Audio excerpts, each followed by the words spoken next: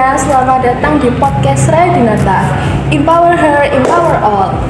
Perkenalkan, saya Alivia Angelin Elkos atau bisa dipanggil Livi sebagai host dari podcast kali ini. Saya sekarang sedang bersama Kak Begi selaku mantan Ketua BEM periode 2023. Halo Kak Begi. Hai. Jadi bagaimana Kak kesehariannya akhir-akhir ini setelah lulus? Iya, kesehariannya sebenarnya alhamdulillahnya ya teman-teman. Jadi kemarin aku diterima di CSJS Unair. Kalau teman-teman nggak tahu bisa cari tahu lebih lanjut di Instagramnya, boleh di ESG Center. Jadi Unair itu punya lembaga yang berfokus di bidang lingkungan, kemudian sustainability sama governance gitu. Ya kita riset di sana dan ya segala hal tentang ESG lah intinya gitu. Dan karena masih di lingkungan kampus juga, mungkin sibuk ini juga sih ya, kayak menerima istilahnya konsultasi kayak gitu. Jadi pas banget kemarin misalnya aku dan teman-teman BPI 2023 sempat bertemu dengan BPI 2024 dari BEM FIB Unair ya. Jadi ya ngobrol aja sih, kayak sharing-sharing gitu. Dan mungkin nanti kedepannya bakal ada lagi kayaknya, kan tergantung dengan permasalahan apa yang muncul gitu kan. Biasanya mereka cari orang buat konsul gitu kan. Dan ya beberapa kali itu terjadi, salah satunya yang kemarin itu. Jadi itu sih kesibukannya kalau sekarang. Nah ini kan kakak sebagai mantan ketua BEM FIB periode 2023. Saya itu sebenarnya waktu awal Amerta 2023, kakak itu terlihat sangat mencolok waktu orasi ketua BEM waktu Amerta. Karena saya melihat dari berbagai macam ketua BEM yang laki-laki itu, wah tiba-tiba ada ketua BEM yang perempuan yang masuk ke dalam panggung gitu. Jadi saya wow, ternyata keren kayak banget. Satu-satunya apa ini gitu ya, rame sendiri. Iya Kak, terus saya merasa cara Kak menyampaikan orasinya itu sangat bersemangat. Ini nanti bakal ditampilin nggak ini cuplikannya? Iya, boleh sih.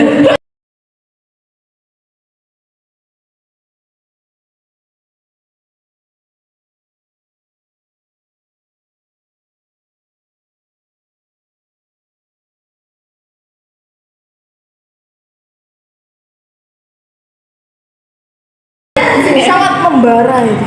Dan bagi saya dan juga teman-teman saya tuh, kakak secara nggak sengaja itu memotivasi kami juga untuk menjadi apa ya?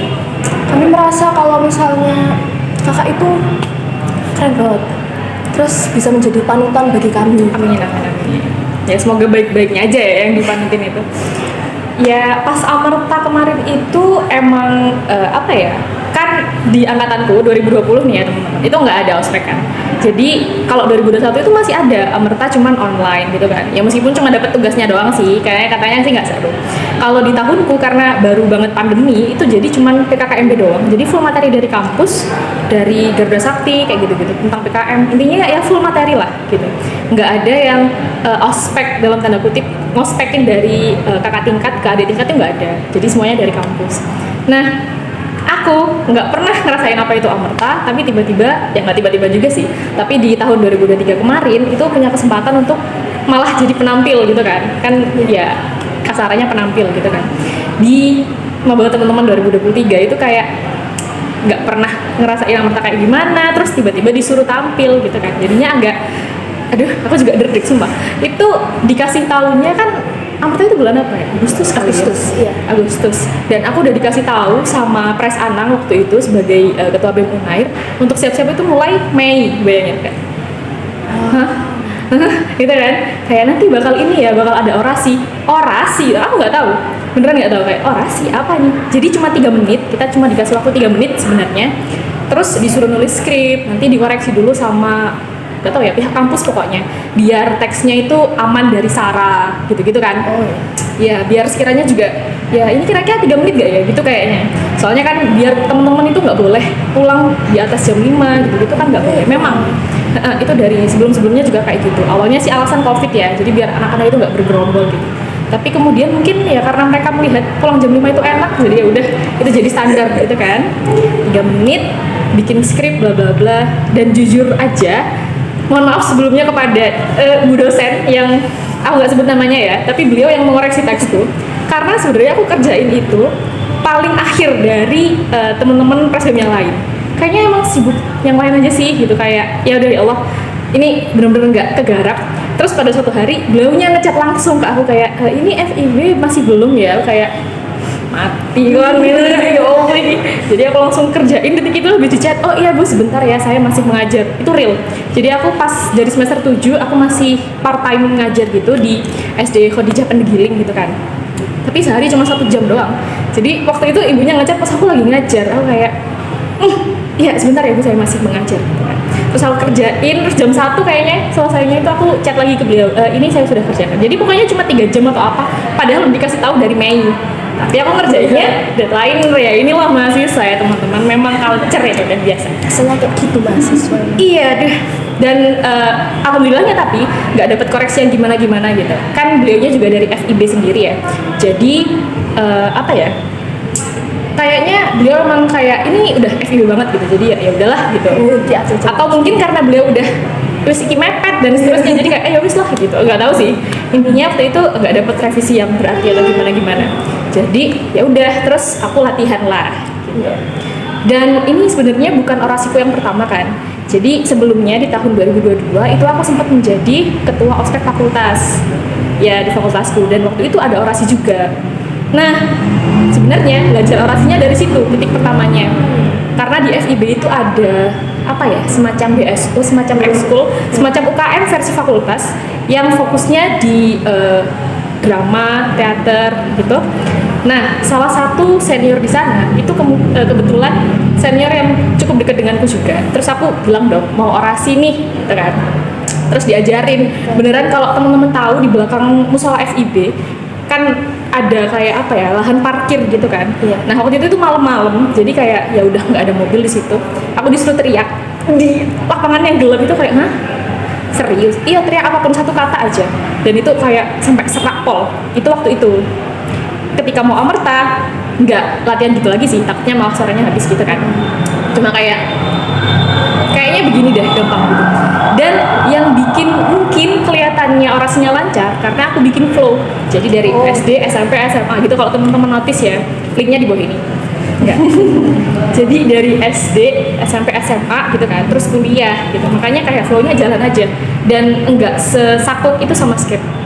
Gitu.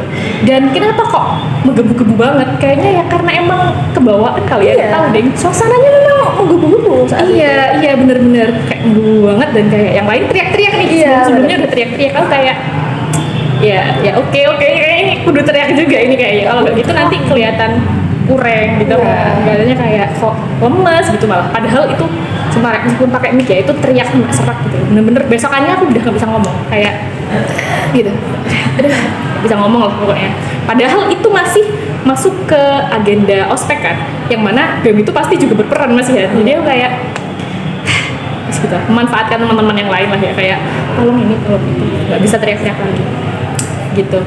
Dan ini juga kali karena salah satu ya, 3 dari beberapa yang lain yang cewek, cuma 3 dari presiden yang lain yang cowok. Itulah kenapa mungkin aku juga merasa kayak ini cewek ini gak boleh kelihatan kalah nih, gak boleh kelihatan lemes ini gitu kan. Jadi ya udahlah, aku lakukan apa yang bisa aku lakukan.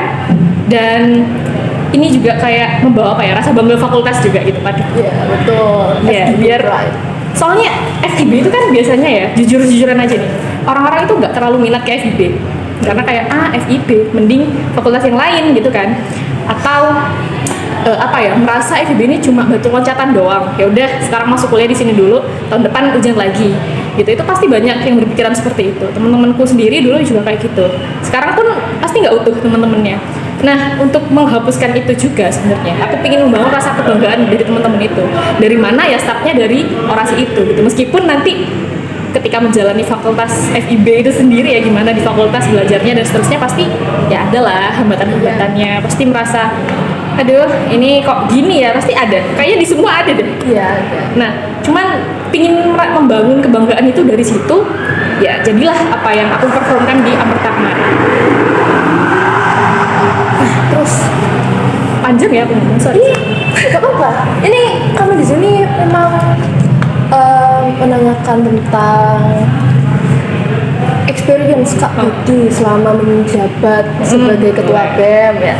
Nah, kita flashback mundur dulu ke belakang ya. Jadi latar belakang dari kakak mencalonkan diri menjadi ketua BEM itu apa sih? Motivasi kakak, dorongannya seperti itu. Oke, latar belakang.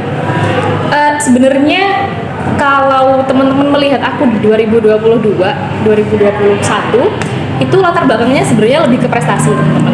Dan salah satunya mungkin aku bisa lulus cepat di FIB itu karena aku nggak ngerjain skripsi. Jadi aku lulus tanpa skripsi dan skripsinya itu hasil konversi dari PKM gitu, PKM riset sosial humaniora. Nah, makanya bisa cepet kan padahal nge-BEM.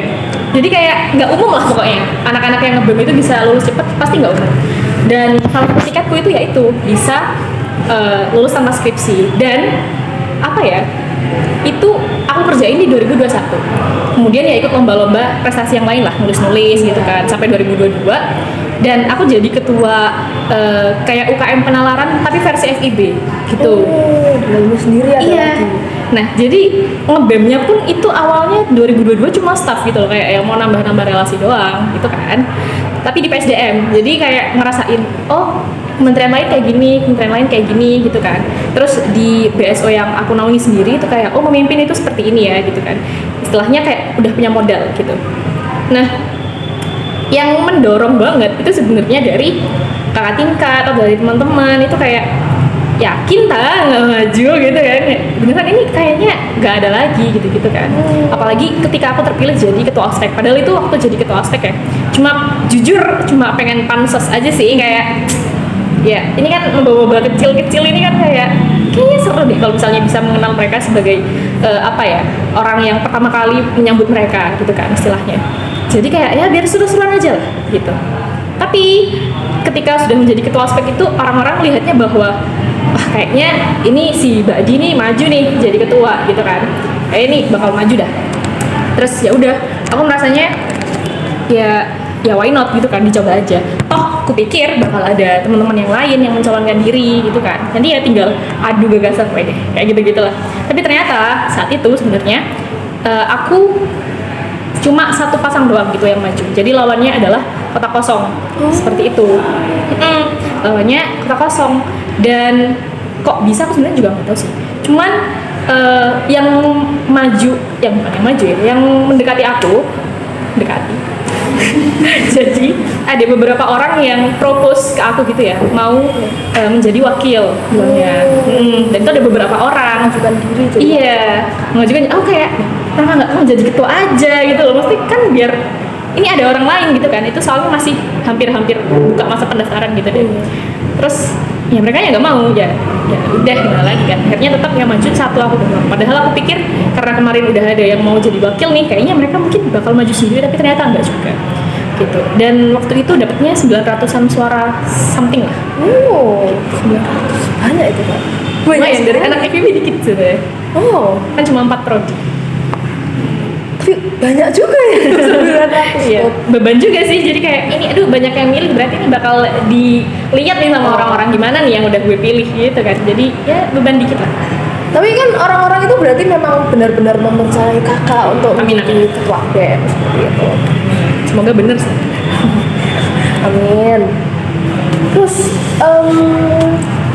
pengalaman kakak waktu sedang menjabat sebagai ketua BEM, setelah pengumuman, bagaimana mungkin reaksi teman-teman kakak yang memang sudah mendukung dari awal, atau mungkin orang-orang yang mungkin dulu ada yang sempat ngeremehin kakak atau gimana gitu.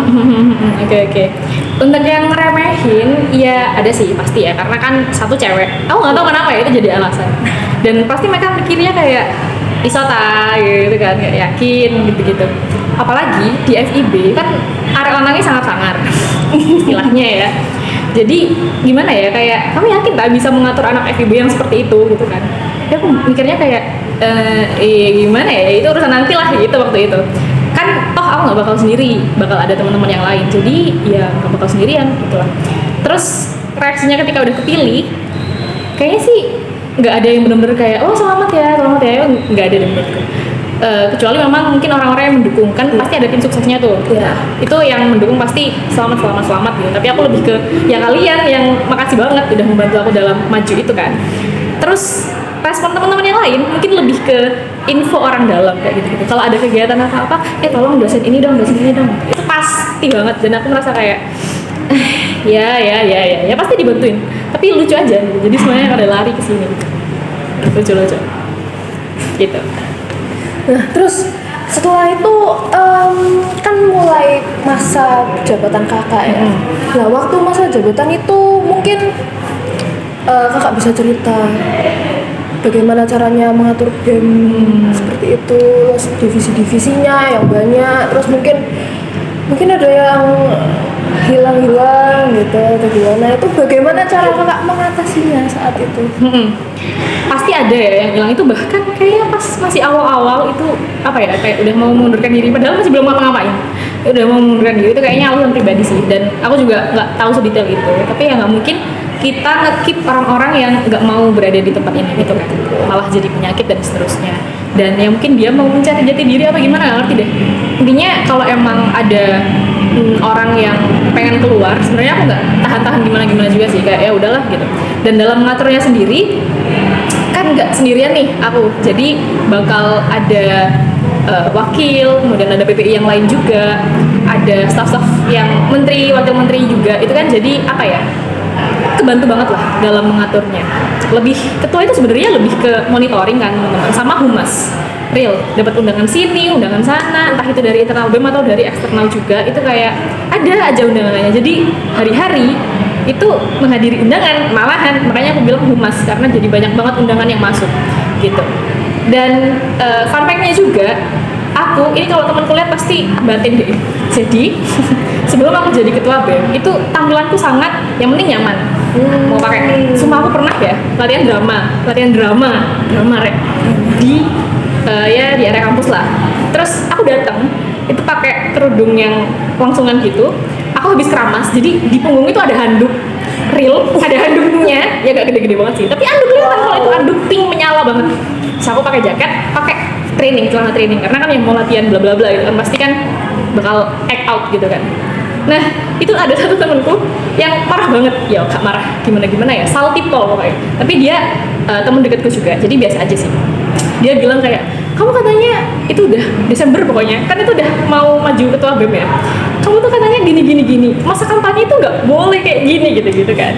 Jadi setelah menjadi ketua BEM itu justru aku belajar lebih baik dalam berpakaian, kemudian juga apa ya, jadi lebih germi gitu loh, heels, kemudian makeup itu kayak ya baru bener-bener ditekuni itu ya ketika menjadi ketua BEM. Jadi malah ya apa ya, aku nggak expect itu bakal jadi salah satu aspek yang masuk ketika aku jadi ketua BEM, tapi ya udah gimana lagi gitu kan. Apalagi soal attending itu diundang, apalagi duta-duta itu kayak baiklah biar nggak kebanting gitu katanya temen ya, oke gitu. Dan akhirnya jadilah seperti yang sekarang ini. Lucu sih itu. Bagus kak. Jadi ya menurut kakak tadi saya bertanya lagi. Iya boleh. Jadi menurut pendapat kakak, kan tadi kakak sudah cerita ada beberapa orang yang memang meremehkan kakak seperti itu.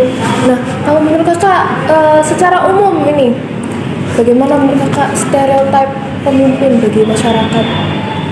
Yang cewek ya terutama? Ya, terutama cewek, karena ini pemimpin wanita. Ya, soalnya saya cewek gitu ya. Stereotipnya ini sempat dalam suatu apa ya, bukan forum juga sih kali ya, tapi aku emang ngobrol bersama dosen-dosen gitu kan.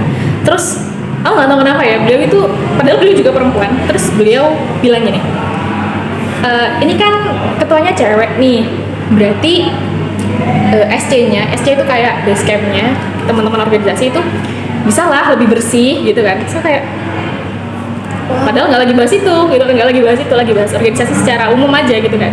Bisa lah yang lebih bersih. Oh kayak maksudnya kalau cowok nggak bisa bersih, atau kenapa kalau cewek harus bersih gitu? Apakah kita identik dengan bersih? Atau kayak apakah saya harus menjadi babu di situ? Apa sih? Jadi kayak ya. Jadi aku cuma ketawa karir doang ya, gimana dong? Ya tapi ya baiklah gitu. Saya cuma jawab gitu doang. Tapi ada juga satu rapat lain, waktu itu kita lagi ngomongin ospek fakultas juga. Nah itu teman-teman waktu itu ya, apa ya, mungkin mereka merasa ini paling cewek, paling nggak terlalu yang konfront fakultas gimana gitu kan, paling juga iya aja gitu istilahnya, soalnya cewek kan, jadi kayak halan gitu. Tapi ada satu hal lah ininya yang aku itu nggak cocok banget. Kita udah siapin acaranya bakal seperti ini gitu. Udah bagus banget lah pokoknya teman-teman itu mengaturnya, merancangnya gitu kan. Terus ketika kita kasih ke fakultas nih, mereka ingin mengubah itu gitu, gampangnya gitu deh, mereka ingin mengubah itu yang udah dipikirkan matang-matang sama teman-teman, padahal sebelumnya itu kita udah tanya maunya fakultas seperti apa biar kita gabungin gitu kan. Jadi ketika kita presentasi ke beliau-beliau harusnya udah cocok karena kan kita udah tanyain dulu gitu. Nah pas kita tanyain di awal itu beliaunya masih nanti ya, kita belum ada panitianya, kita masih belum siap dan seterusnya gitu. Jadinya kan ya udah kita bikin dulu dong karena udah mepet-mepet waktu. Terus setelah kita presentasi beliau mau merubah segampang itu, maksudnya yang rapat, aku nggak ikut rapat aja merasa Pak gitu kan, Pak tuh ini gitu kan, nggak bisa dong. Dan nggak tahu ya, mungkin mereka kayak di forum itu mereka tuh tertawa gitu loh, maksudnya pembawaannya itu kayak salah gitu kan, guyon gitu, singkirnya buatin kayak Pak gak segampang itu gitu kan. Dan mungkin anak-anak yang lain merasa kurang enak atau gimana, dan ya aku yang bilang di situ, aku bilang nggak mau dan seterusnya sampai di keputusan bahwa ya udah di hari yang beliau mau rubah urusannya sendiri semuanya, kita mundur gitu.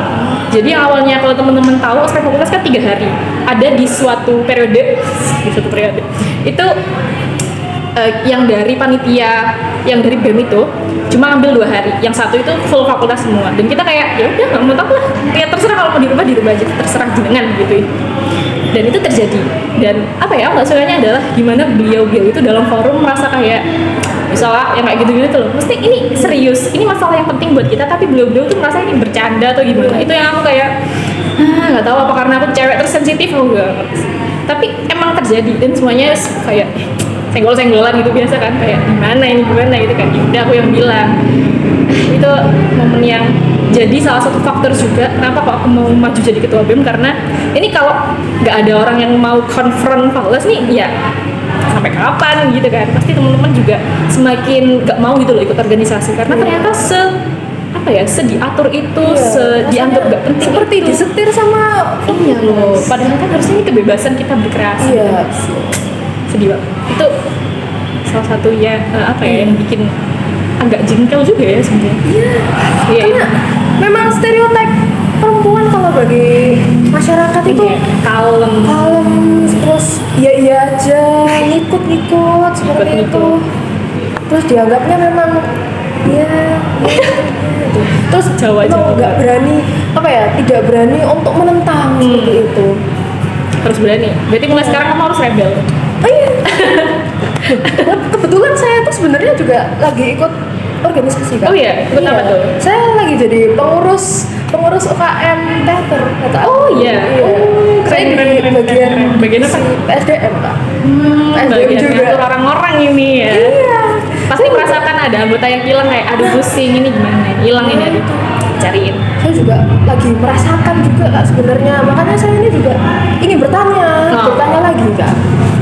Bertanya, ya, saya minta tips dari Kakak, atau mungkin hal-hal yang dilakukan Kakak sebelum Kakak untuk persiapan diri Kakak sebelum mencalonkan diri jadi ketua BEM, atau mungkin untuk menjadi ketua divisi atau yang lain-lainnya seperti itu Kak. Oke. Persiapan ya. Kayaknya nomor 1 itu nyiapin mental diri sendiri. Itu kalau nggak kuat kena tiup angin terbang gitu. Jadi susah. Jadi harus diri sendiri dulu itu mateng, kamu tahu kenapa kamu di sini, dan decision makingnya sih dalam artian kamu tahu kamu mau menjadi A, maka kamu juga harus tahu ada konsekuensi yang mengikuti itu kan.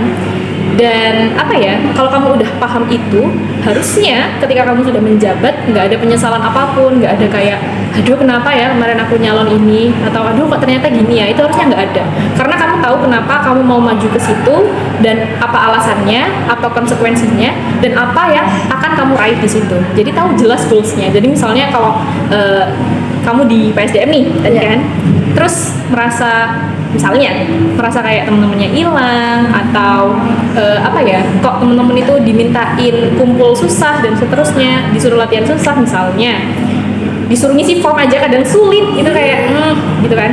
Tapi yang penting adalah kamu tahu apa yang kamu dapatkan dari situ, pengalamannya, kemudian oh ternyata kalau ketemu sama orang yang berbeda-beda itu kayak gini ya gitu. Oh berarti nanti di masa depan kalau misalnya ada orang kayak gini nih aku harus kayak gini gitu, misalnya gue sikat gitu atau misalnya gimana gitu kan, ya terserah. Yang penting tahu apa yang harus dilakukan dan apa goalsnya. Dalam artian kalau teman-temanmu nggak peduli nih misalnya kayak disuruh apa ya, disuruh kumpul doang kayak males gitu, tapi yang penting adalah apa yang kamu ingin raih, goalsmu di PSDM itu sendiri gitu kan. Misalnya masukin portofolio kah, atau mungkin dengan aku di PSDM sekarang ini terus nanti next year aku mau mencoba jabatan yang lebih tinggi misalnya apa, BPI-nya atau apa, ya kamu memupuk portofolio dari sekarang misalnya kayak gitu-gitu. Itu menurutku yang penting gitu loh, tahu why dan how, terus when juga, kapan kamu harus bersikap A, B, C kayak gitu. Tips sudah ada umum ya. Tapi bagus, ini tips-tipsnya bisa diterapkan loh teman-teman, buat misalnya teman-teman yang masih takut-takut atau mungkin masih agak minder buat kalau misalnya mau menyalurkan diri menjadi ketua mulai dari yang bawah dulu mungkin ya, dari ketua ya, ketua kelompok. Saya kebetulan ketua kelompok juga di sini. Pantas. Iya. Kelompok. Terus Kelompok. nanti komting. Iya bisa komting juga, terus nanti ketua divisi dan lain-lain. Sampai jadi ketua BEM seperti Kak Badi. Jadinya nanti ada yang ketua BEM UNER. Wow, ini yang menonton ini siapa tahu setelah menonton podcast ini bisa lebih termotivasi untuk mencalonkan diri menjadi ketua BEM. Amin. Amin. Nah ini terakhir Kak, ini sudah terakhir ya. Ini saya minta pesan atau mungkin motivasi untuk teman-teman yang sudah menonton ini, terutama teman-teman mahasiswi yang sudah menonton podcast ini. Pesan ya, apa ya, kalau menurutku sekarang itu kan memang ya, organisasi itu kan pamornya kalah banget sama ya kampus merdeka lah, mungkin program-program yang lain, magang dan lain-lain. Tapi apa ya, menurutku starting pointnya mahasiswa itu ya di organisasi, karena di sana kalian bisa trial and error, dan error pun gak dipecat, gaji gak dipotong, maksudku kayak ya paling dimarahin lah, dan dimarahin itu pun kan demi kebaikan kalian juga. Dalam artian kalau nggak dimarahin itu bisa jadi ya kalian bakal jadi orang yang gitu-gitu aja, kalian nggak tahu salahnya di mana, kalian nggak tahu kedepannya itu harus gimana sih biar jadi orang yang lebih baik. Misalnya nih teman-teman suka public speaking, terus di organisasi itu pasti ada MC, ada ngapain ya? Ya jadi host seperti ini misalnya, proker-proker kayak gini, atau apa ya? Kalau di FIB itu kalau ada kunjungan dari SMA, kadang SMP juga sih ke FIB, itu nanti pasti teman-teman BEM yang diminta untuk sosialisasi istilahnya kayak gitu. Itu kan public speaking sangat bisa diasah di bidang-bidang tersebut gitu kan. Nah di organisasi itu gratis. Maksudnya ya kalian tinggal mengajukan diri aja, aku mau ya udah jalan gitu kan. Kalau aku pribadi ya silakan, yang minat monggo-monggo aja gitu kan. Terus karena minatnya yang rendah itu di organisasi sekarang, sebenarnya teman-teman punya peluang yang lebih tinggi untuk join organisasi, apalagi jadi ketua. Coba deh teman-teman ya, kalau emang sekarang masih belum merasa yakin mau jadi ketua organisasi, coba dianalisis di tahun ini, tahun sebelumnya, yang mau jadi ketua BEM di tiap fakultas itu berapa sih? Kayaknya banyak loh yang musuhnya itu kata kosong. Dalam artian yang maju cuma satu calon gitu. Kenapa? Ya karena memang mungkin minatnya udah nggak ke situ, atau mereka mungkin nggak pede atau gimana. Nah, ya kalian yang bisa ngisi gap itu, gitu. Kalian bisa punya peluang menang yang lebih tinggi gitu, dalam tanda kutip, dan dalam catatan juga bahwa teman-teman yang udah punya modal, niat, tujuannya semuanya udah lengkap lah ya, udah yakin banget mau maju, ya silakan. Ini kesempatan yang sangat tepat menurutku.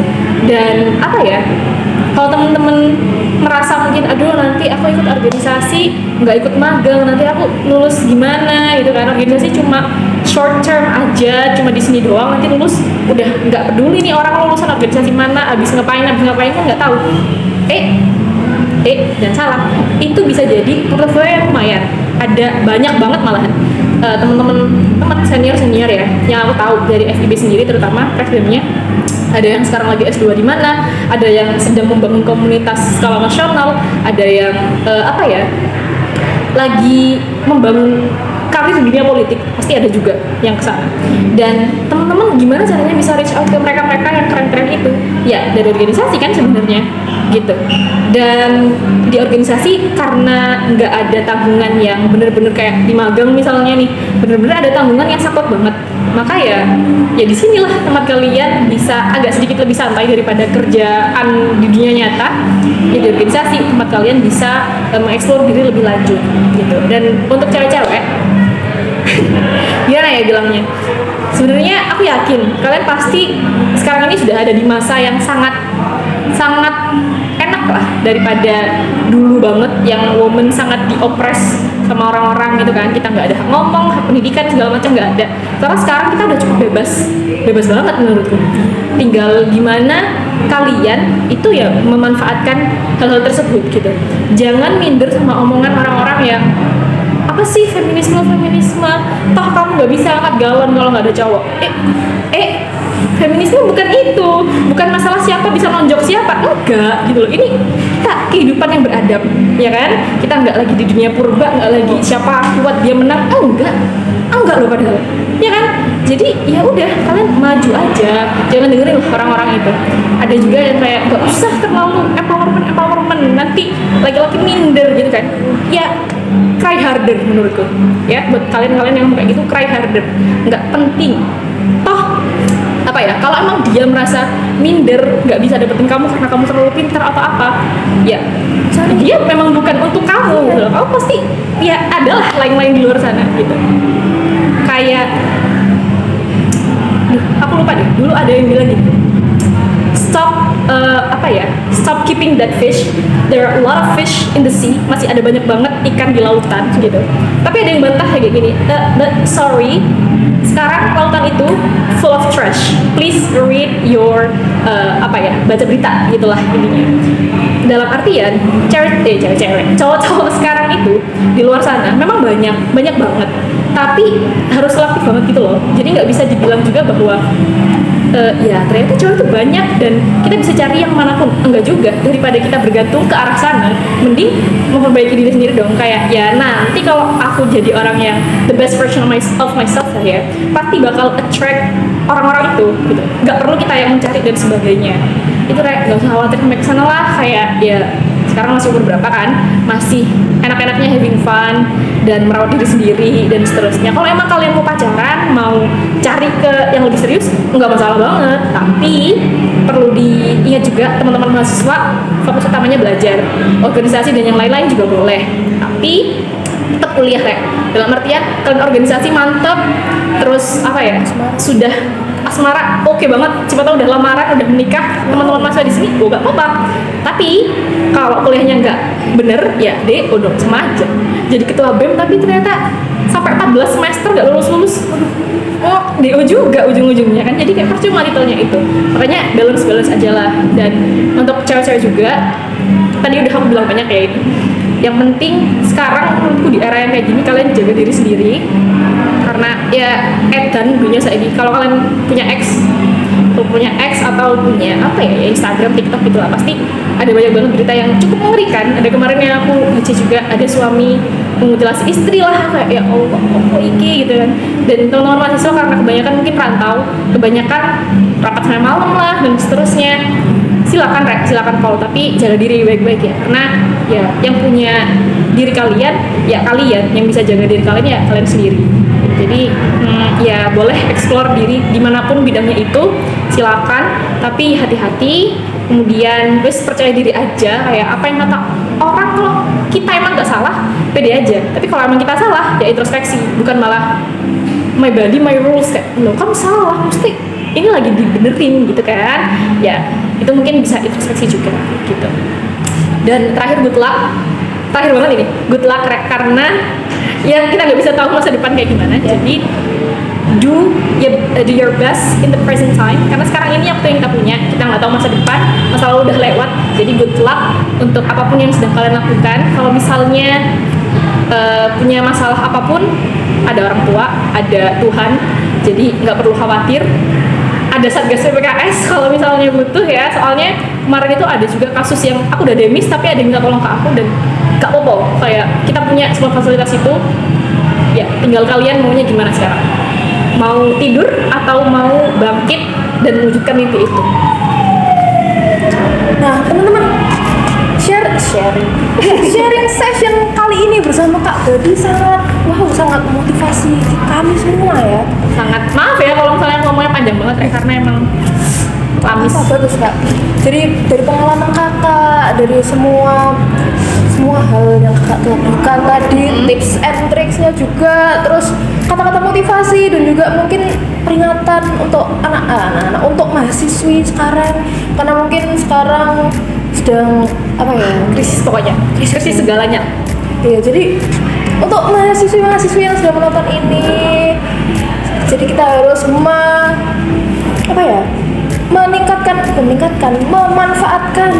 memanfaatkan kuliah ini untuk meningkatkan potensi diri kami semua, Iya. dari kita. Ya, kalau misalnya bingung ada subtitle di bawah ini. Ya. Ya, teman-teman, Raya Dinata, terima kasih telah menonton video podcast kali ini. Sharing sessionnya sangat bermanfaat. Semoga Amin. session Amin, sangat semoga bermanfaat ya. bagi penonton ya. Saya Livi pamit undur diri. Terima kasih Kak Gede ya. Makasih udah diundang. Padahal udah jadi alumni tapi kayak masih ada yang butuh ternyata. Wah, Iya. keren. Makasih ya, Rek. Ya, makasih semuanya. Bye bye. Raya Dinata, empower her, empower all. Terima kasih.